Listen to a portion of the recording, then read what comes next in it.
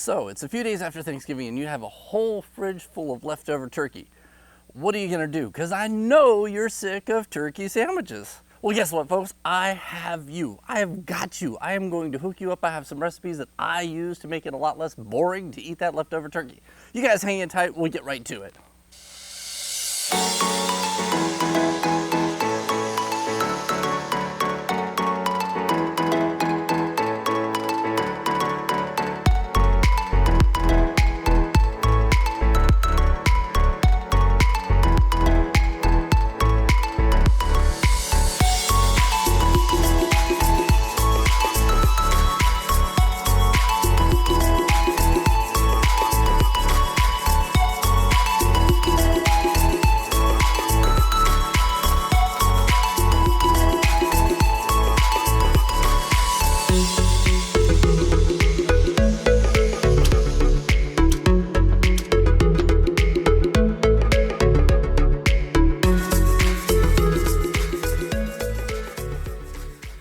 So here we are, we're a few days after Thanksgiving, and I want to apologize for all of you for taking so long to post another video. I know that you understand that I have health issues, and I have literally spent every other day in the hospital for the last couple of weeks, aside from Thanksgiving Day.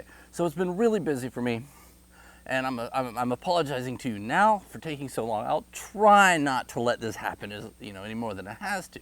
So anyway, I hope you had a great Thanksgiving, I can say this word, I promise.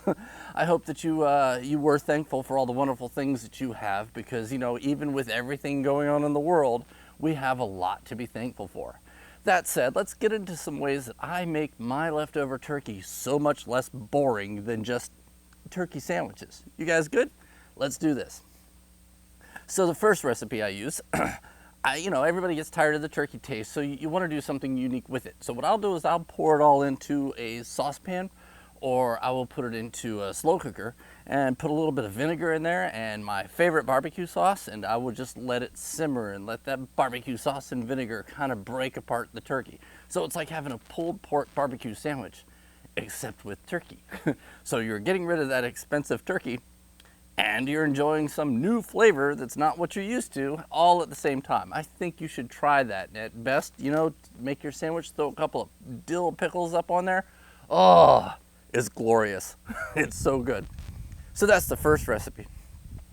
The second recipe, maybe a little bit more complicated. I like to make a what do you call it, a Philly turkey sub, right? So I'll take some onions and some peppers, and I'll throw them into my pan and I'll saute them up for a little bit, right? And then I'll take shreds of that turkey and put them in there with it, and I'll mix it in. And I'll usually do at least salt and pepper. Sometimes I'll do sort of like a steak spice in there with it to give it a little bit of a beefier feel to it. Or I'll use Dale's. Dale's seasoning is amazing for this, but just be careful. It's easy to get carried away with seasoning on turkey, because turkey brings in that seasoning quickly. So you do want to be, kind of light on it. But add maybe a spoonful of Dale's to this turkey saute and let it cook for a little bit, and then throw some cheese in there. I like to use mozzarella provolone shredded mix, right? I love that stuff. And I put that in there and I'll mix that all up, and then I'll get my big tortillas out and I will slap all that stuff, just slather that melted gooey mess all over that. Throw a little bit of mayonnaise on it. Sometimes I even put a little cranberry in there. Yeah, I know, you would never believe it, but it actually tastes good with it. So, and then I'll grill the wrap, right? So I have a nice grilled Philly chicken steak wrap. Oh, it is so popular at my house. Seriously, it's so popular at my house. Everybody loves this stuff. And it's probably their favorite part of Thanksgiving, except for recipe number 3. Dude, recipe number 3 will knock your socks off. I don't know if you're a chili fan. I am. And I like my chili to be very hearty, very full of flavor, and have lots of stuff in it. I'm not one of these people who puts a little ground beef in tomato sauce and pours some chili seasoning in it and calls it chili. Oh, no, no, no, no, no. I make my chili to stick to you. So, this is my coveted 3-day chili mix. That's right, it's a 3-day chili mix. What makes it a 3-day chili mix? So here's what we do, right? The first day, I'm smoking a turkey. Well, I'm smoking the turkey for Thanksgiving. I always smoke it. Look, you know me. I'm an outdoors kind of guy, so I do want to spend my entire Thanksgiving day outside next to the smoker, tending to that delicious turkey and smoking it up. Now, just so you know, a little kind of inside baseball right here. When I smoke my turkeys, the first thing I do is I soak that turkey in a mix of cranberry juice and kosher salt for 4 or 5 days as it thaws out. So when it's time to take it out and put it in the fridge to thaw it out, what I'll do is I'll put it in a cooler full of yummy cranberry sauce and all kinds of salt. And it just penetrates into it and it pinkens it, you know, and it's just some of that sweet and bitter flavor from the cranberry sauce or the juice. Oh, it's so good, dude. It is so good, right? So then I'll put it up on the grill, on the smoker, face down in a pan. That's right, breasts down. And let it smoke for a few hours, get, you know, a good portion of the backside of it, all that dark meat smoked. And a few hours in, I'll take a stick of butter and I will shove it right up that turkey's butt, right? Because then that butter just melts down into that breast meat. Oh, ho, ho, ho, ho. And I add some other spices, but I can't tell you because it's a family secret. So, anyway, so I've spent the whole day smoking this delicious turkey, and we've eaten from it, and there's not a lot of it left. There's just, you know, some chunks here and there because it's that popular. Well, a few days later, I still have the smoked turkey. So that was day one. Day one of my chili is to have smoked the turkey. On day two, late in the afternoon, it's time to start cooking the beans.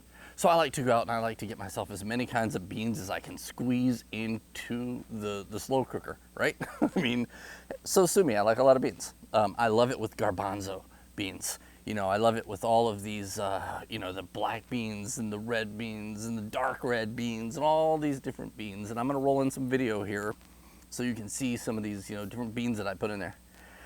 And then I mix in a couple of cans of, you know, like some diced tomatoes, a couple of whole tomatoes that are peeled whole tomatoes, and a couple of cans of the goo, tomato goo, right? That's what I call it, whatever. So check it out then. That stuff, you know, I throw the seasonings in. Make sure you put seasonings. Now, my secret is I use taco seasoning in my chili. I do. I use taco seasoning among other seasonings. And again, I'm going to roll in video of some of the different seasonings that I put into it. But the taco seasoning really does kind of bring that flavor up. The next thing is you just let the beans cook all night long. You want, you know, everybody says chili's better on the second day, right? They're always like, oh, I love chili when it's made, but it's always, the flavors blend better after the second day. I know, right? I know, it's true. And guess what? That's why I cook it in 3 days. The first day, I smoke the turkey. The second day, I cook the beans, and I let them beans cook for 12 hours in that pot on low. And I mean, I'm talking simmer for 12 hours in that pot. It just enough to stay warm enough that it's safe, but not just bubbling and cooking. So those beans kind of just meld together with the spices, and it all gets worked into there, and it's oh, I'm getting excited. So then, day two. Well, that was day two. Day three comes around, right? So it's 11-ish in the morning on day three. I've got the whole house smelling like chili. Everybody's getting hungry for it, right? So I get the whole house smelling good. I got all these beans in there. It's time to mix in the veggies. See, you don't want the veggies to go in too soon or they'll lose their flavor and they will kind of become part of the overall flavor. You want them to add to it, but you don't want them to disappear into the taste of the chili. So you kind of go in with those a little bit late. So it's, you know, I'm planning on eating this at 5 o'clock. So about 6 hours beforehand, I cut up onions, all 3 kinds of peppers, maybe even 4 kinds of peppers, whatever peppers I can find. And if you like spicy, which I do, but my family does not, throw some jalapenos in there. Oh, and even some habaneros. Man, that's some good stuff. So you throw all that stuff in there and you let them cook for a while. This is when you taste it and you make sure it has enough flavor for you in terms of the chili itself. If you want to add a little bit of cumin, this is the time to do it. Throw a little cumin in there with this while that's cooking and it'll kind of bring in some flavor. Maybe drop some garlic in there. It's really good with some garlic in it. So go ahead and do all that and let it cook. Let it cook till about 3 o'clock. Remember, we're eating at 5. So about 2 hours before it's time to eat, I take bacon, right? I go ahead and I fry up some bacon, and I cut it up into small pieces, and I toss that in there. I take the sweet Italian sausages, and I cut them into small chunks, and I cook them in the bacon grease. Ho, ho, ho. Now remember, with the bacon and the sausages, you want to get them a little extra crispy. You do, because they're going to absorb a lot of the juices from the chili, and they're going to soften up. So you want to make them a little crispier than you would normally eat them, so that they have a little bit of texture once the chili's done. All right. So moving on, we take all of that, we just dump it in there and mix it in.